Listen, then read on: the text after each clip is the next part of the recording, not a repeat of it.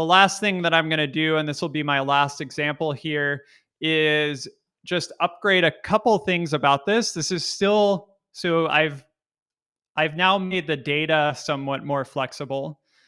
But now what I want to do is I actually want to make this chained. So I'm going to add something down here at the bottom, which is going to append the user and assistant messages into my message thread to give further context to the question sort of stream in the answering.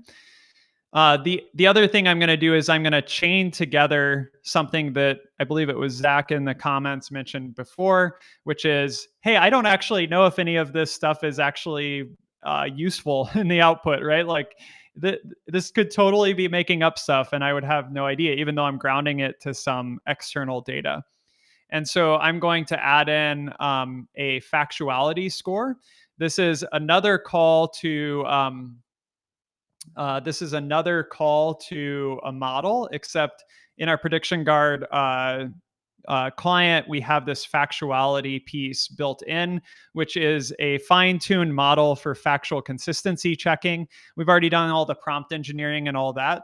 So this is a model checking a model.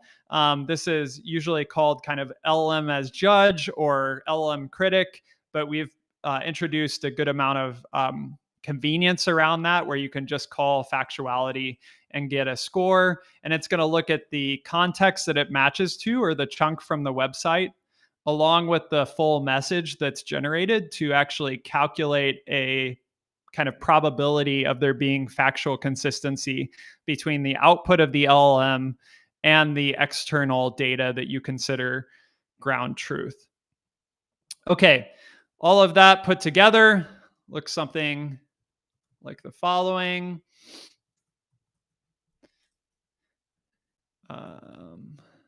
Okay. And let's grab that website again.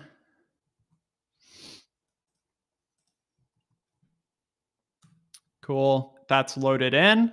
And I can ask, how should I summarize my contributions?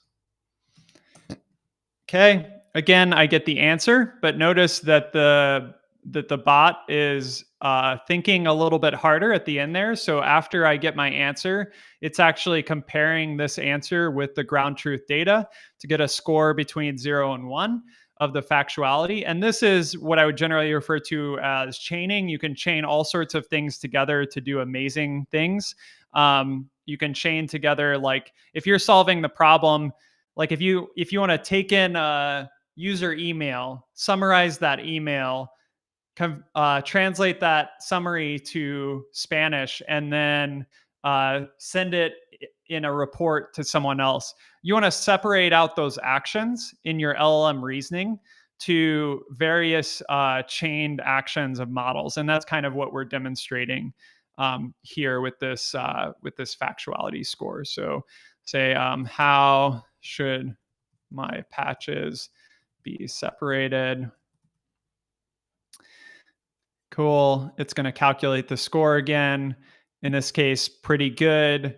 How should I don't know what else is in there, but you guys get the idea. This one's less probable, but still quite probable that it's factual. So let me go back and just summarize here. Some main points, if I could give you some points as takeaways, is if you take away nothing else from this webinar, remember this hierarchy. So solve your problems from simple to complex and use these initial prompting, augmentation, retrieval strategies before you go to fine tuning. And basically, you're never going to have to train a model from scratch. But 95% of your use cases should be solved by these things at the top, which are hopefully simpler and easier.